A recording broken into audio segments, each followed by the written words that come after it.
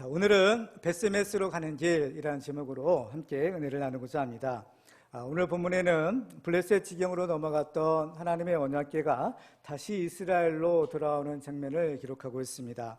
블레셋 사람들은 이스라엘과의 전쟁에서 승리한 후에 전리품으로 이 하나님의 언약궤를 빼앗아 가지고 왔습니다. 그렇지만 그 언약궤가 블레셋 땅에 들어선 순간부터 각종 재앙이 끊이지 않게 되었습니다.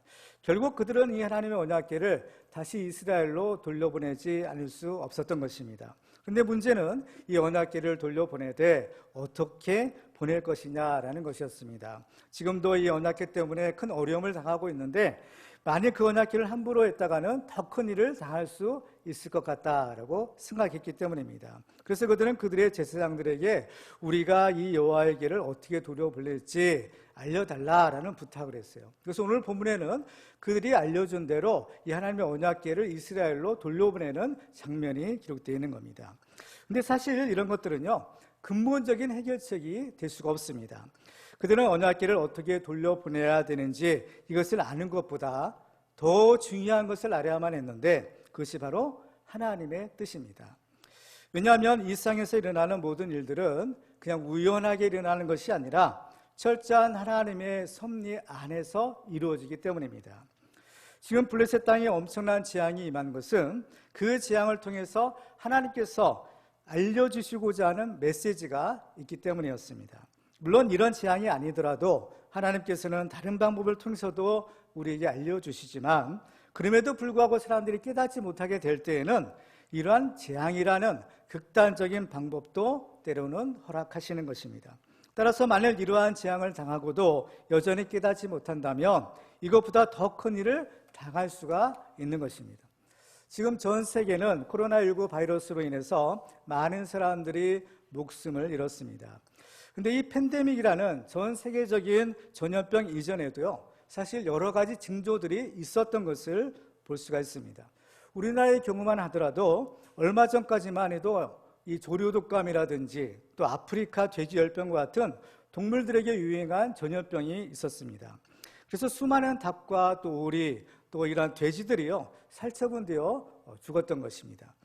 그때는 동물들이 죽었지만 이제는 사람들이 죽어가고 있습니다. 이것은 재앙의 강도가 점점 더 심해지고 있다는 증거입니다. 애굽에 내려졌던 10가지 재앙을 보면 재앙의 강도가 점점 심해지다가 마침내는 장자의 죽음에까지 이르렀던 것을 보게 됩니다. 지금 우리나라의 경우도 코로나19 이 바이러스의 사태가 진정 국면에 들었다고 방심하거나 자만해서는 안 됩니다. 만일 이번 재앙을 통해서 우리가 하나님의 뜻을 깨닫지 못한다면 앞으로는 이보다 더 심각한 것이 올 수도 있을 수 있는 것입니다. 시편 기자는 존귀하나 깨닫지 못하는 사람은 멸망하는 짐승과 같다라는 말을 하기도 했습니다. 그러면 오늘 말씀을 통해서 우리가 깨달아야 할 하나님의 뜻은 과연 무엇일까요? 오늘 우리들은 본문 말씀을 중심으로 두 가지 하나님의 뜻을 살펴보고 함께 은혜를 나누고자 합니다. 첫 번째로 우리는 이미 주신 증거들을 가지고 하나님을 믿어야 합니다. 오늘 본문이 시작되는 10절 말씀을 보면 이렇게 기록합니다. 그 사람들이 그같이 하여 젖나는 소 둘을 끌어다가 수레를 메우고 송아지들은 집에 가두고, 이 소두 부분, 앞부분을 보면 그 사람들이 그같이 했다라고 말을 기록하고 있습니다. 이것은 블레셋의 제사장들이 알려준 대로 그렇게 했다라는 것입니다. 그럼 블레셋 제사장들이 어떤 방법을 알려주었을까요? 바로 앞부분에 기록되어 있죠. 사무엘상 6장 7절 이하에 보면 이렇게 기록됩니다. 그러므로 새 수레를 하나 만들고 멍에를 메어보지 아니한 젖나는 소 2마리를 끌어다가 소의 수레를 메우고 그 송아지들은 떼어 집으로 돌려보내고 여호와의 궤를 가져다가 수레에 싣고 수건제로 드릴 금으로 만든 물건들은 상자에 담아 궤 곁에 두고 그것을 보내어 가게 하고, 보고 있다가 만일 궤가 그 본 지역 길로 올라가서 벳세메스로 가면 이 큰 재앙은 그가 우리에게 내린 것이요 그렇지 아니하면 우리를 친 것이 그의 손이 아니요 우연히 당한 것인 줄 알리라 아니라. 블레셋 사람들은 어쩔 수 없이 이 언약궤를 이스라엘로 돌려보내는데 절대로 그냥 보내지 않았던 것입니다.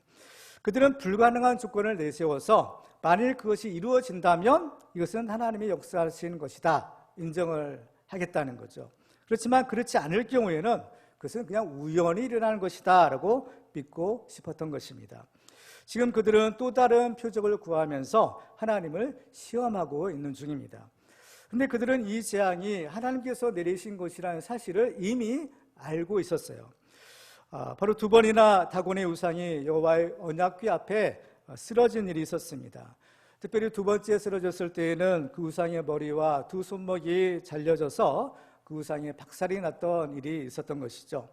그리고 또 이 언약궤가 가는 곳마다 블레셋 전역에 극심한 전염병이 들어왔던 것입니다. 그때 그들은 이런 말을 했어요.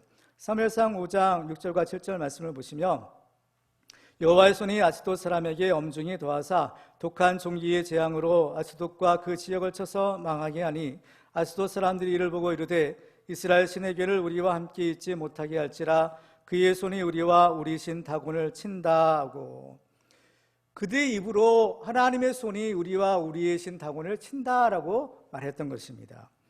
이와 같이 그들은 이미 확실한 하나님이 주시는 표적을 보았음에도 불구하고 또다시 하나님을 시험하고 있는 것입니다. 왜 그럴까요? 그것은 어떻게 해서든지 하나님을 믿지 않으려고 하기 때문인 것입니다. 성경을 보면 우리가 하나님을 믿는 신앙에는 반드시 필요한 두 가지의 필수적인 요소가 있어야 한다라고 말씀하고 있습니다. 히브리서 11장 6절에 보면요, 믿음이 없이는 하나님을 기쁘시게 하지 못하나니 하나님께 나아가는 자는 반드시 그가 계신 것과 또한 그가 자기를 찾는 자들에게 상 주시는 이심을 믿어야 할지니라. 아멘. 하나님을 믿으려면 두 가지를 믿어야 된다는 것. 하나는 반드시 그가 계신 것, 그리고 또 한 가지는 하나님은 상 주시는 분이다라는 것을 믿어야 한다라는 것입니다. 하나님을 믿으려면 가장 기본적인 것이 뭐냐? 하나님이 계시다, 하나님이 살아 계시다라는 것을 믿는 겁니다. 이건 너무나 당연한 일이 아닐 수 없는 거죠. 하나님이 살아 계시다는 사실을 인정하지 않으면 어떻게 하나님을 믿을 수 있겠습니까? 하나님이 계시고 하나님이 살아 계시다, 이걸 우리가 인정할 때 우리는 하나님을 믿을 수 있는 것입니다. 그런데 하나님이 살아 계시다라는 사실은 사람들이 이것을 인정하든 그렇지 않든 상관이 없는 불변의 진리입니다. 그래서 하나님을 믿지 않는 사람들이 아무리 하나님이 없다라고 부인해도 하나님이 없어지는 것이 아닌 거예요. 이것은 마치 어떤 사람이 자기 손바닥으로 자기 두 눈을 가리면서 이 세상의 태양이 사라졌다 말하고 있는 것이나, 또 앞을 보지 못하는 수경이 이 세상에는 태양이 없다라고 주장하는 것과 비슷한 이치일 겁니다. 하나님은 어제나 오늘이나 동일하시며 또 앞으로도 영원토록 살아 역사하시는 하나님이십니다. 다만 하나님은 영이시기 때문에 우리 사람의 육신의 눈으로는 볼 수 없을 뿐입니다. 그래서 하나님께서는 자신의 존재를 여러 가지 방법으로 우리에게 알려주고 계십니다. 이것을 신학적인 용어로 계시라고 합니다. 이 말의 뜻은 열어서 보여준다라는 뜻입니다. 하나님께서는 자연 만물을 통해서도 자신의 존재를 알게 하시고 또 선지자들의 말씀을 통해서도 하나님의 뜻을 알도록 하셨습니다. 그리고 가장 직접적인 계시의 방법인 바로 예수 그리스도를 통해서 하나님의 존재를 가장 분명하게 알게 하십니다. 사도 바울은 그리스도는 하나님의 형상이라고 말했습니다.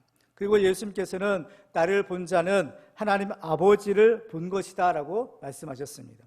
그리고 또 로마서 1장 20절에 보면 창세로부터 그의 보이지 아니하는 것들 곧 그의 영원하신 능력과 신성이 그가 만드신 만물에 분명히 보여 알려졌나니 그러므로 그들이 핑계하지 못할지니라 라고 말씀합니다. 이렇게 전도를 하다 보면 사람들이 하나님을 믿지 않으려는 여러 가지 핑계를 대는 것을 보게 됩니다. 근데 그 중에 하나는 하나님이 없다라고 주장하는 것이에요.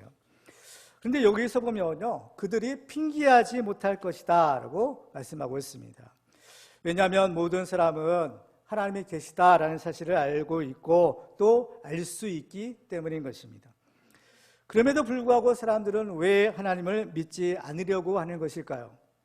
그 이유는 하나님 없이 자기 마음대로 살고 싶기 때문입니다. 하나님의 존재를 인정하게 되면 하나님을 믿지 않을 수가 없어요. 그런데 하나님을 믿게 되면 하나님의 말씀대로 살아야 하기 때문에 바로 그것이 싫은 겁니다. 내 인생 내 마음대로 살고 싶은 거죠. 누구든지 내 인생에 대하여 이래라 저래라 간섭하지 말라라는 것입니다. 사람들은 이것을 자유라고 생각하지만 이것은 진정한 자유가 아닙니다.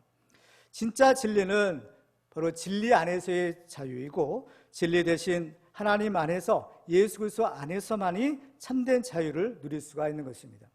예를 들면 물고기가 물속에서만 사는 것이 지겨워져서 이제 나는 땅에서도 살고 싶다고 물 밖으로 뛰쳐나가게 되면 그 물고기는 죽을 수밖에 없는 것입니다.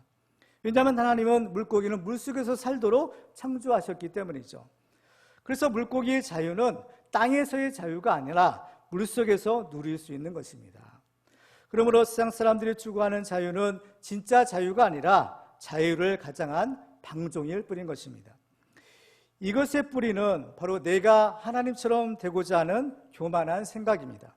그런데 이러한 사상은 하나님으로부터 난 것이 아니라 철저히 마귀에게서 난 것입니다. 지금도 많은 사람이 마귀에게 속아서 자유를 추구하고 있지만 실제로는 마귀의 종노릇을 하고 있는 것입니다. 그런데 이러한 불순종의 기질은 하나님을 믿지 않는 세상 사람들만 가진 것이 아니라 교회에 다니는 사람들 가운데도 남아있는 것을 발견하게 됩니다.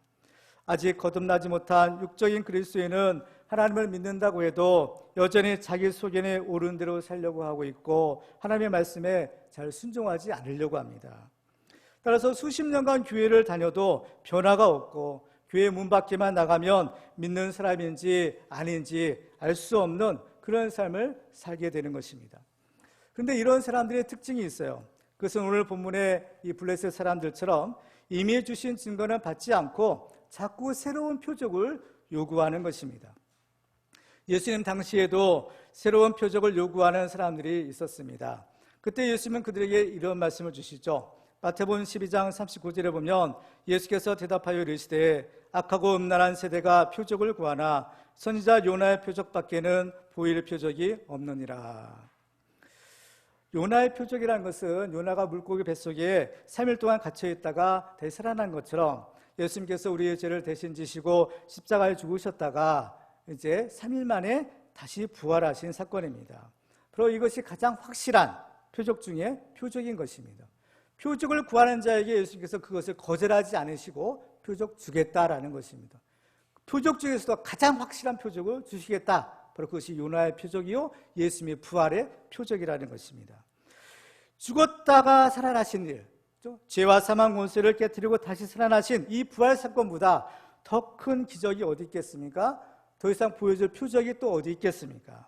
예수님의 부활보다 더 큰 기적은 없고 또 예수님의 부활보다 더 이상 보여줄 다른 표적은 이제 있을 수가 없는 것입니다. 그런데에도 불구하고 이 사실을 믿지 않고 자꾸 새로운 표적을 구하게 되면 어떻게 될까요? 자칫 잘못하면 거짓 선자의 미혹에 넘어갈 수가 있는 것입니다. 마태복음 24장 24절에 보면 예수님께서 이렇게 경고하십니다. 거짓 그리스도들과 거짓 선지자들이 일어나 큰 표적과 기사를 보여 할 수만 있으면 택하신 자들도 미혹하리라. 자꾸 표적만 구하게 되면, 이 표적 신앙을 따라가게 되면 이런 위험성에 빠질 수 있다는 것입니다. 그러므로 우리는 또 다른 표적을 구하는 것이 아니라 이미 하나님께서 우리에게 주신 충분한 증거들을 가지고 이제 하나님을 믿어야 합니다. 하나님께서 우리에게 요구하시는 단 한 가지가 있는데 그것은 바로 우리의 믿음입니다. 하나님께서는 우리의 믿음을 보시고 의롭다 여기시는 분이십니다.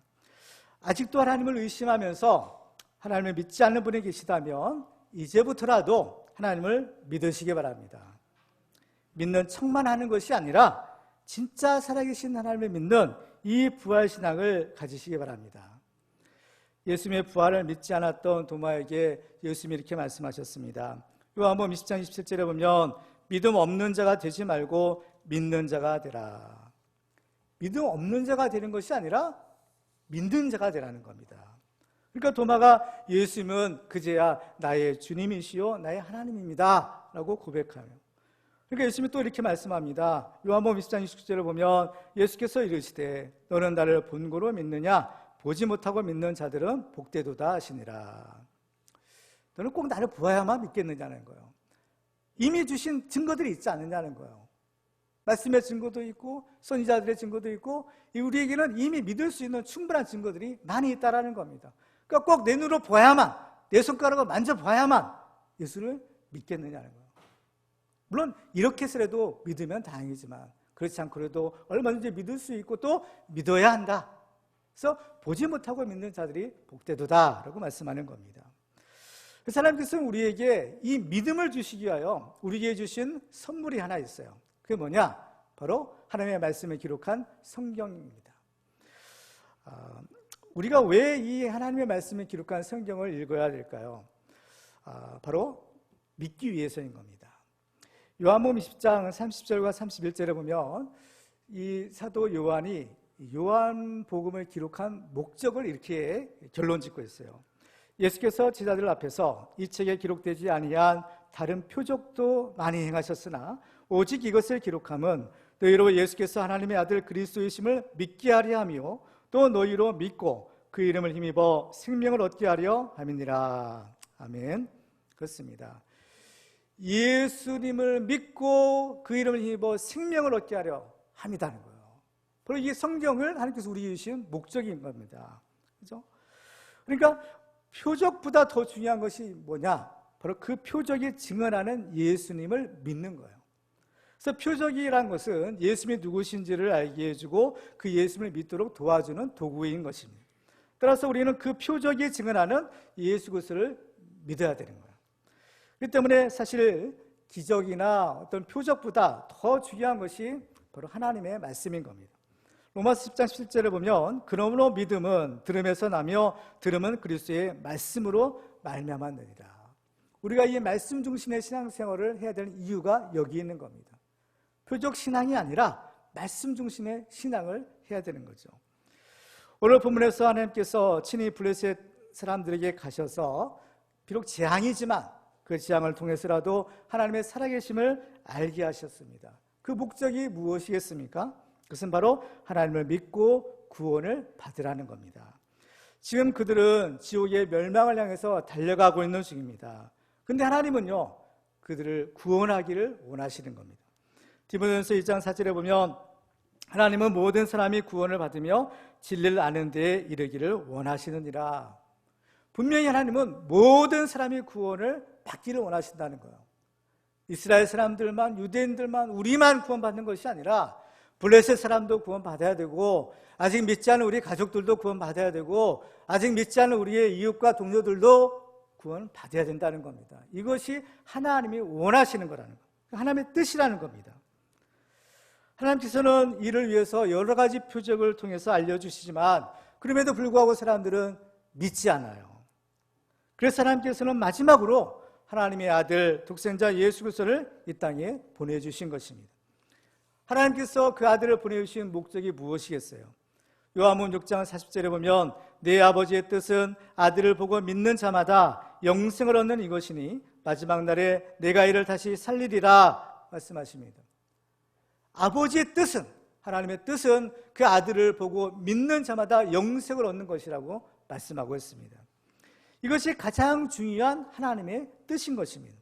그래서 사도 바울은 고린도서 1장 22절 이하에서 이렇게 말하고 있습니다.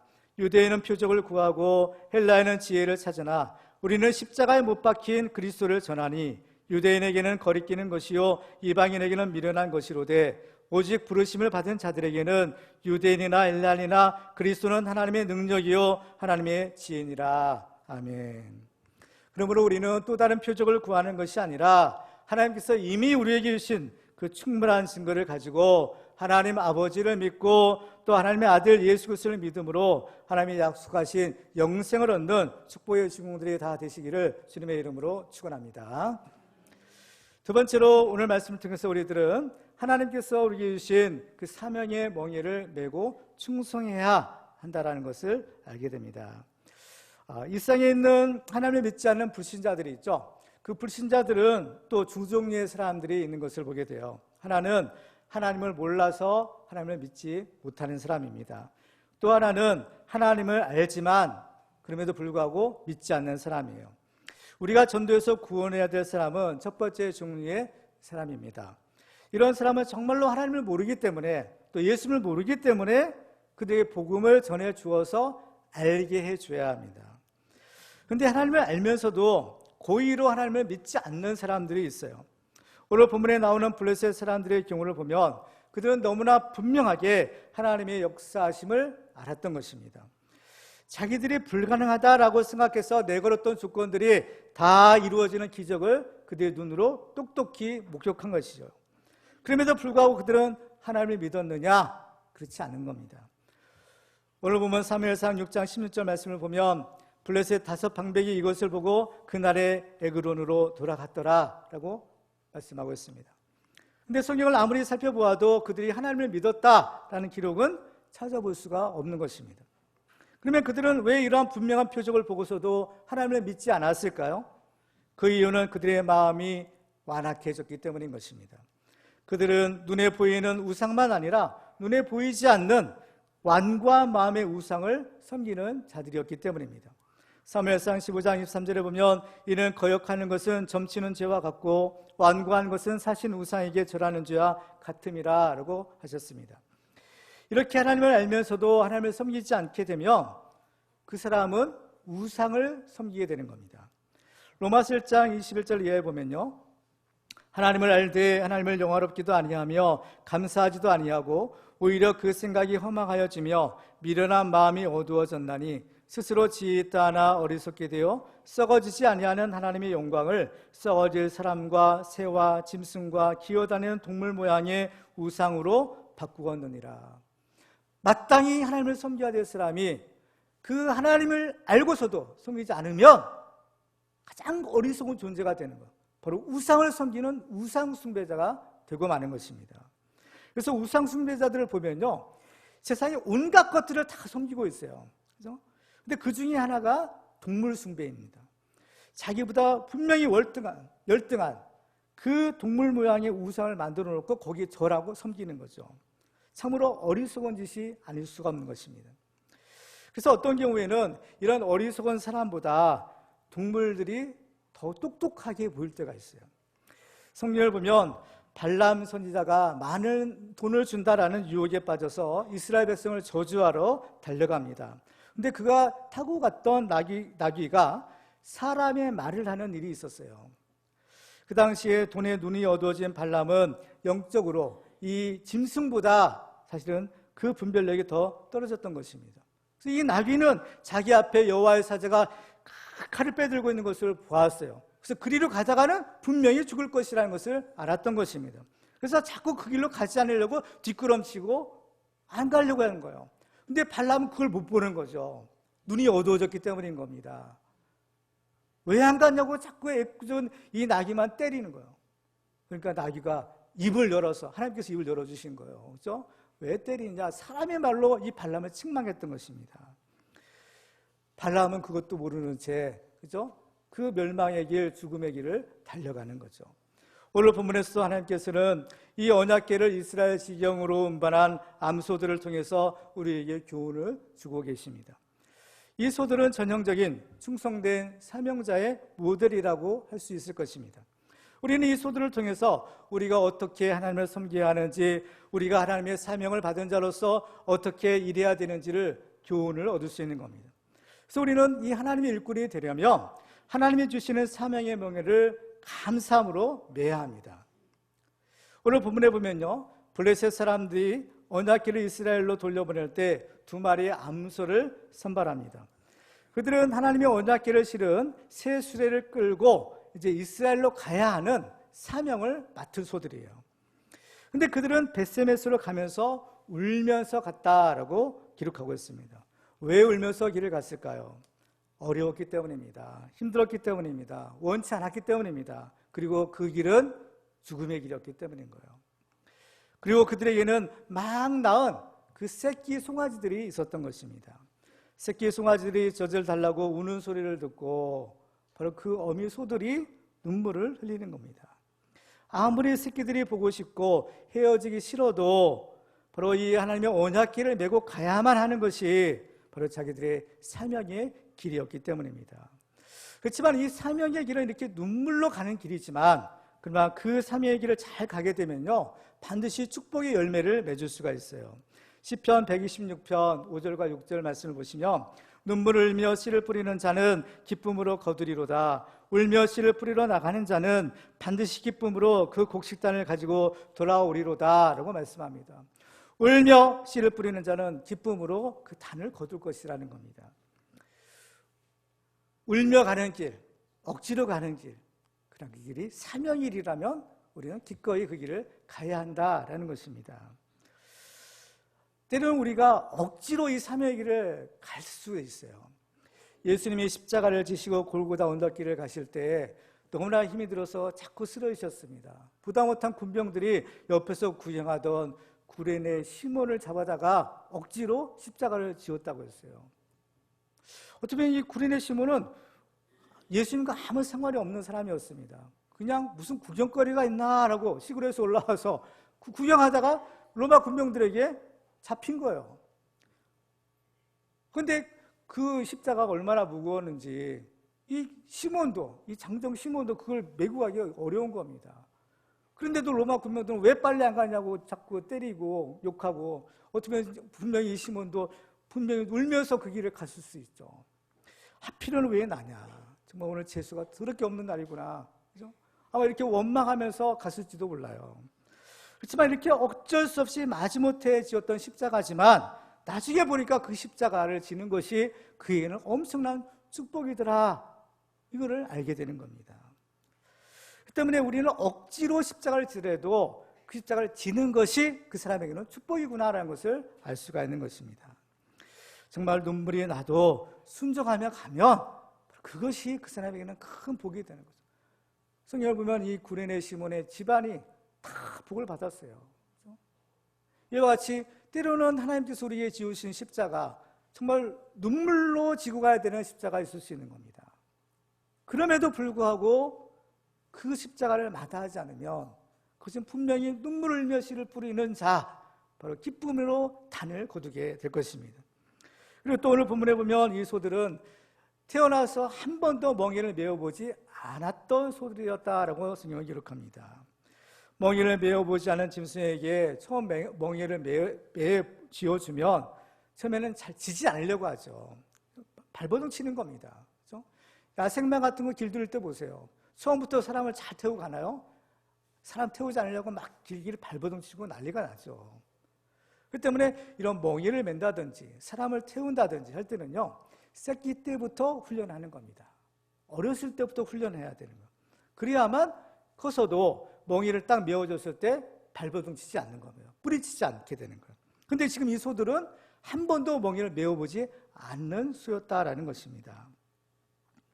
그런데 오늘 이상한 일은 그 소들에게 멍에를 지어줬는데 그 멍에를 뿌리치지 않았다라는 것입니다. 그렇죠? 하나님께서 우리에게 어떤 일을 맡기실 때 우리가 한 번도 해보지 않은 일을 맡기실 때가 있습니다. 한 번도 해보지 않았기 때문에 어떤 경험도 없고 또 어떻게 해야 되는지 노하우도 알지 못하는 것입니다. 그래서 내가 과연 그 일을 잘 해낼 수 있는지, 그렇죠? 자신감도 없을 수가 있어요. 그렇다고 해서 나 이거 못합니다, 할 수 없습니다, 하는 방법도 모릅니다, 이렇게 거절해서는 안 되는 겁니다. 왜냐하면 나는 다만 하나님이 사용하시는 도구이고 일은 누가 하느냐? 하나님 자신이 하시는 겁니다. 하나님은 우리를 하나님의 동역자로 도구로 삼으셔서 하나님이 우리를 통해서 하나님의 일을 하시는 거예요. 그렇기 때문에 중요한 것은 이 하나님의 뜻에 순종하는 것입니다. 사람들은 몰라서 그렇지 사실 알고 보면요, 이 하나님의 뜻에 순종해서 이 멍에를 매는 것이야말로 최고의 축복을 받는 비결인 것입니다. 오늘 본문에 보면 이 하나님의 언약궤를 지고 가는 소들, 이 소들은 자원한 것이 아니었습니다. 내가 하나님의 언약궤를 지고 가겠습니다, 스스로 나선 것이 아니었죠. 다만 그들은 선택을 받았을 뿐입니다. 겉으로는 블레셋 사람들이 선택한 것 같지만 사실은 하나님이 선택하신 겁니다. 그들은 거룩하신 하나님을 모시고 이스라엘로 돌아가는 최고의 영광을 얻은 소들인 겁니다. 마치 예수님께서 예루살렘 성에 입성하실 때 그 나귀 새끼를 타고 가셨는데 그때 선택받은 나귀와 같은 그 영광을 얻은 짐승들이죠. 이 세상에 얼마나 많은 소들이 있고 또 나귀들이 있습니까? 그 많고 많은 짐승들 중에서 그 창조주 하나님을 모시고 가는 영광을 얻은 짐승이 과연 몇이나 되겠습니까? 이름도 없이 빛도 없이 그저 있는지 없는지도 모른 채 잠깐 있다 가야 하는 것이 우리의 덧없는 인생인데, 바로 우리와 같은 우리 인생, 우리를 만왕의 왕이요 거룩하신 창조주 하나님을 섬기는 그 거룩한 직분을 맡겨주셨다, 그 영광을 주셨다라는 것은 최고의 축복 중에 축복이 아닐 수가 없는 것입니다. 우리가 이렇게 예수를 믿고 구원받은 하나님의 자녀가 된 것도 전적인 하나님의 은혜의 결과입니다. 그래서 우리는 이미 이렇게 큰 은혜를 받은 하나님의 축복의 주인공이 된 것입니다. 그래서 우리가 이 말씀을 통해서 생각해 볼 것은 정말 진정한 축복이라는 것이 과연 무엇이냐라는 것이에요. 그것은 내가 원하는 것을 억지로 쫄라서 얻어내는 것이 아니라, 또 내가 하고 싶은 일만 하는 것이 아니라 하나님께서 우리에게 주시는 것을 믿음으로 받고 또 하나님이 원하시는 일을 순종함으로 하는 것입니다. 이게 진정 나에게 복이 되는 것이에요. 멍이라는 것은 일을 하라고 메워주는 것입니다. 언약궤를 운반하는 암소들에게 멍에를 메워준 것처럼 하나님께서 우리에게 사명의 멍에를 메워주실 때가 있습니다. 그럴 때 우리는요, 아멘하고 순종해야 합니다. 소가 음메 하면서 그 길을 갔다라고 했는데, 우리들도 바로 아멘 하면서 하나님이 주신 그 사명의 길을 가야 할 줄로 믿습니다. 그래서 하나님께서는 우리에게 여러 가지 축복을 주시는데, 우리의 구원의 축복만 주시는 것이 아니라 우리가 하나님의 일꾼으로 하나님을 섬길 수 있는 이 사명의 축복도 주시는 것을 알아야 합니다. 그래서 마태복음 11장 28절 이하에 보면요, 수고하고 무거운 짐진 자들아 다 내게로 오라. 내가 너희를 쉬게 하리라. 나는 마음이 온유하고 겸손하니 나의 멍에를 메고 내게 배우라. 그리하면 너희 마음이 쉼을 얻으리니 이는 내 멍에는 쉽고 내 짐은 가벼움이라 하시니라. 우리는 이 세상의 모든 무거운 짐, 죄의 짐, 욕심의 짐들이랑 다 예수 그리스도의 십자가 아래에 내려놓아야 합니다. 그리고 이제는 주님이 지으시는 그 사명의 멍에를 메야 됩니다. 그런데 사람들은 흔히들 자기 짐만 내려놓기를 원합니다. 멍에를 메으려고 하지 않아요. 그렇지만 진정한 쉼과 안식을 얻으려면 짐을 내려놓는 데만 그치는 것이 아니라 이제 주님이 메워주시는 그 멍에를 메야 된다는 겁니다. 여기서의 멍이라는 것은 곧 내가 지고 가야 될 사명의 십자가인 것입니다. 누가복음 9장에 보면 아무든지 나를 따라오려거든 자기를 부인하고 날마다 제 십자가를 지고 나를 따를 것이니라 라고 말씀하셨습니다.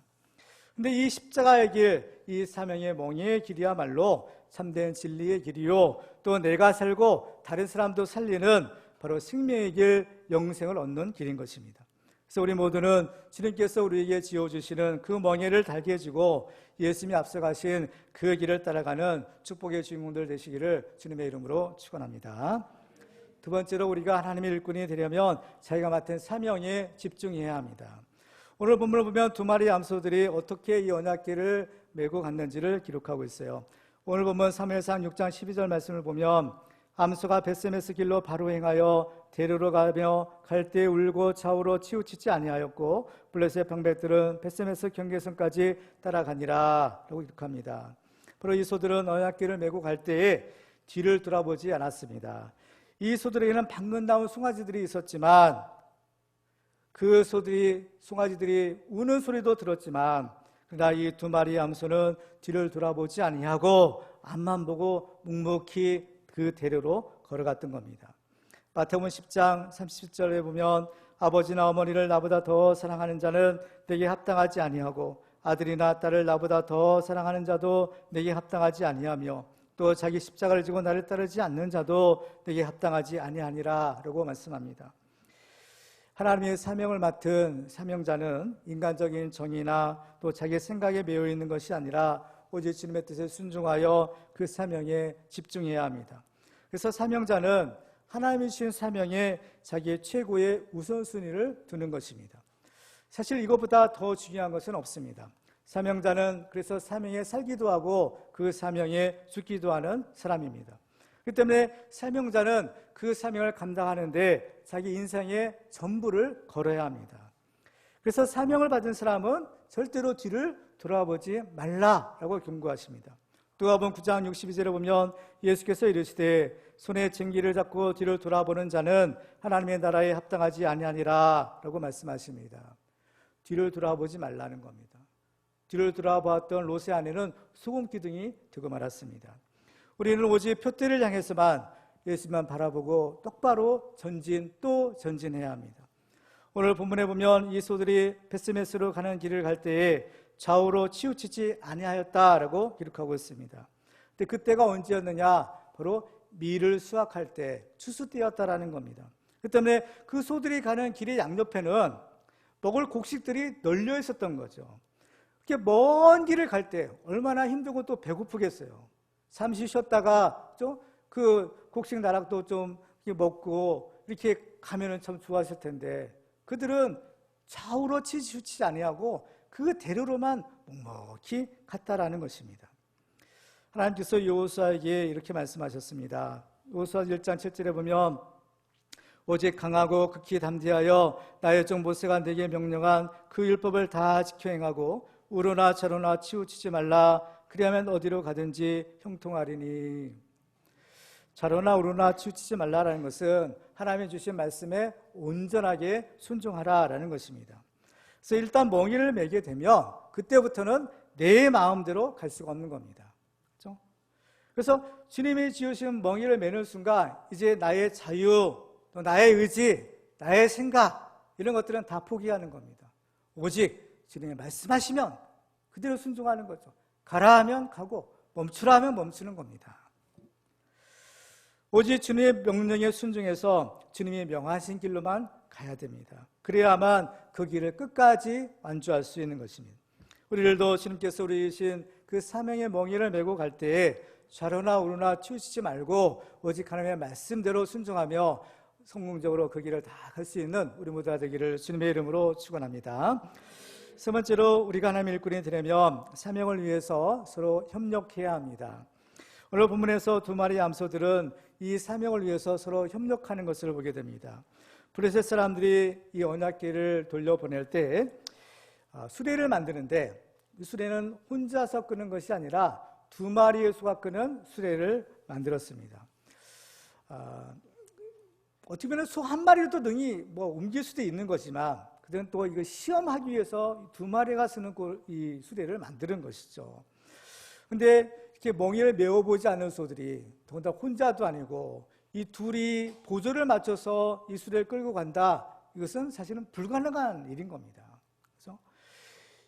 그래서 한쪽이 힘이 세다고 먼저 앞서가거나 또 아니면 제 고집대로 하려고 하면 절대로 그 먼 길을 함께 갈 수가 없는 것입니다. 훈련 받지도 않았어요. 그들은 서로 만나지도 않았던 겁니다. 그냥 생전 처음 만난 사람들인 거예요. 그렇지만 그들은 공통의 사명이 있었죠. 바로 이 하나님의 언약궤를 이스라엘로 다시 모시고 가야 한다라는 공동의 사명이 주어진 겁니다. 어떤 경우에는요, 차라리 혼자서 메고 가는 것이 훨씬 편할 수 있어요. 그렇지 않겠어요?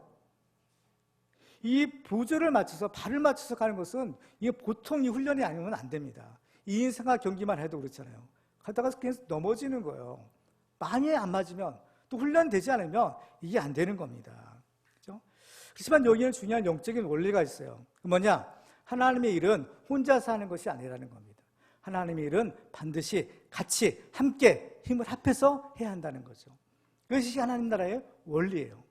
전도서 4장 9절 이하에 보면 두 사람이 한 사람보다 나음은 그들이 수고함으로 좋은 상을 얻을 것임이라. 혹시 그들이 넘어지면 하나가 그 동물을 붙들어 일으키려니와 홀로 있어 넘어지고 붙들어 일으킬 자가 없는 자에게는 화가 있으리라. 또 두 사람이 함께 누우면 따뜻하거니와 한 사람이면 어찌 따뜻하랴. 한 사람이면 패하겠거니와 두 사람이면 맞설 수 있나니 세 겹줄은 쉽게 끊어지지 아니하느니라 라고 말씀합니다. 우리가 왜 이 교회 공동체 안에 속해서 우리가 함께 신앙생활을 해야 되는지 그 이유를 여기서 발견하게 되는 겁니다. 우리는 함께 해야 되는 거예요. 함께 사명을 감당해야 되는 겁니다. 그래야만 우리 하나님의 큰 일을 감당할 수 있는 겁니다. 그래야만 나도 살고 너도 살고 함께 살 수 있고 하나님 앞에 귀히 쓰임받는 하나님의 기적의 주인공이 될 수가 있는 것입니다. 이렇게 함께 일할 때 중요한 것은 상대방을 배려하는 거예요. 내가 힘이 세다고 내가 능력이 있다고 해서 내 고집대로만 하는 것이 아니라 상대방을 고려해서 항상 더불어 같이 일할 수 있도록 해야 되는 겁니다. 그럴 때 우리를 통해서 하나님의 뜻이 이루어지고 교회가 하나 되고 교회가 부흥하고 성장하는 역사가 있을 줄 믿습니다. 마지막으로 우리가 하나님의 일꾼이 되려면 사명을 위해서 끝까지 헌신해야 합니다. 벳세메스까지 하나님의 언약궤를 메고 수레를 끌고 한 소들은 어떻게 됐을까요?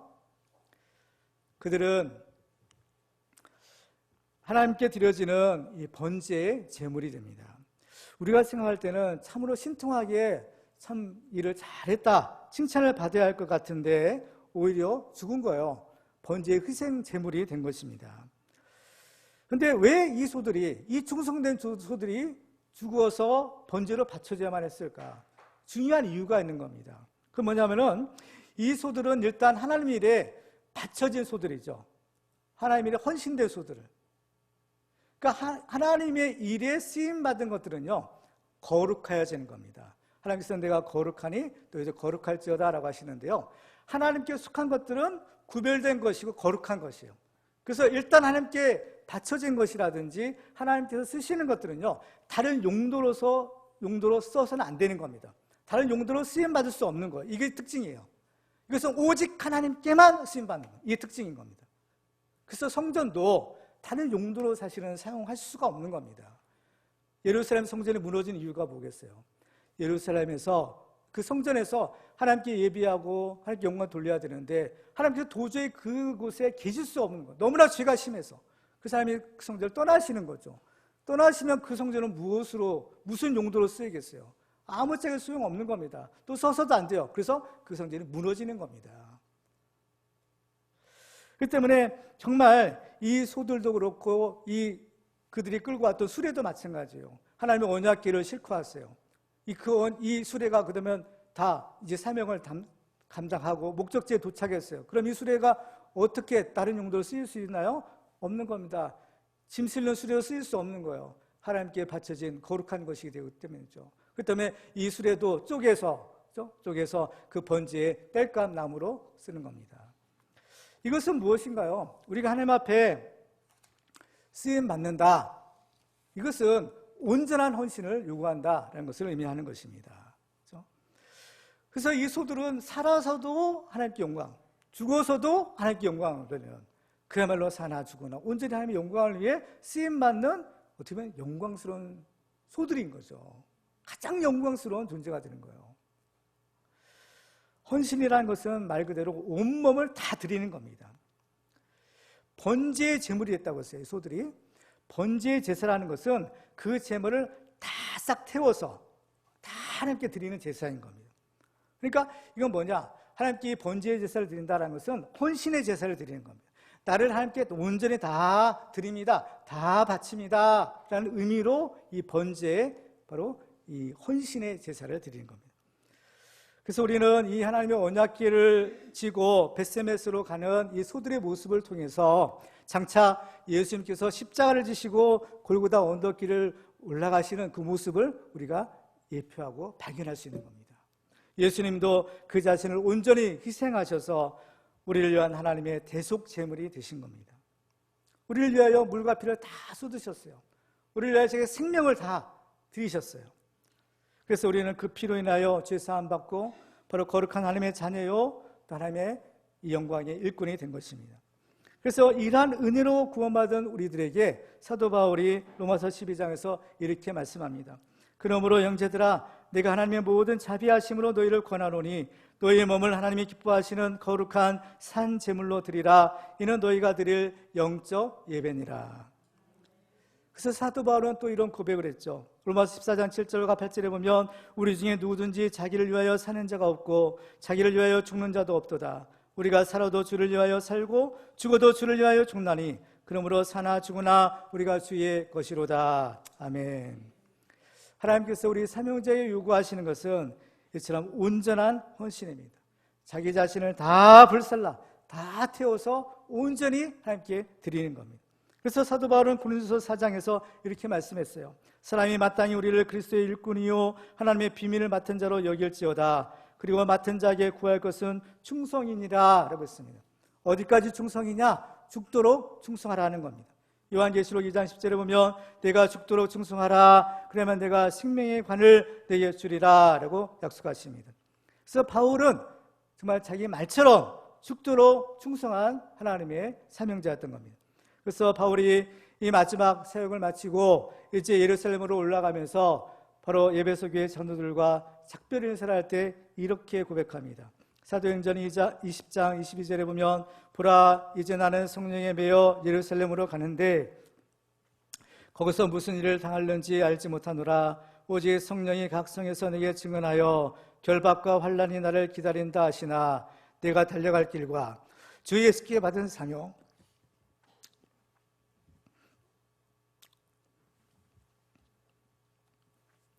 곧 하나님의 은혜의 복음을 증언한 일을 마치려 하면은 나의 생명조차 조금 더 귀한 것으로 여기시려느라.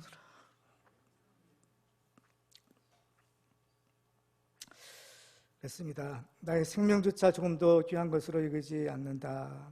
이 말처럼 바울은 정말 그 순교의 피를 흘려 주를 온전히 드려지는 거룩한 산 제물이 되었고 전제와 같이 부어지고 정말 이 번제와 같이 하나님께 드려지는 희생 제물이 되었습니다.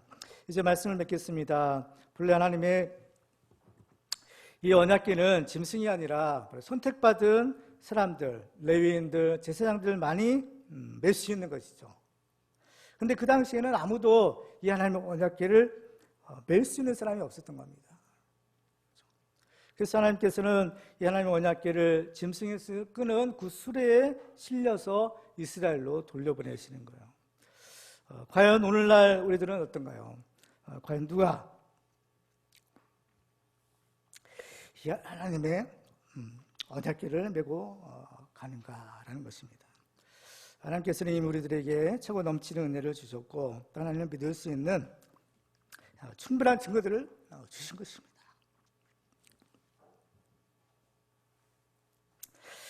이제 우리는 또 다른 표적을 구하는 것이 아니라 하나님이 이미 주신 그 증거들을 가지고 살아계신 하나님을 믿는 이 부활신앙을 갖고 하나님께서 우리에게 맡겨주신 이 사명의 명예를 달게 해주고 주님을 따라가는 그런 축복의 증언들 되시기를 주님의 이름으로 축원합니다.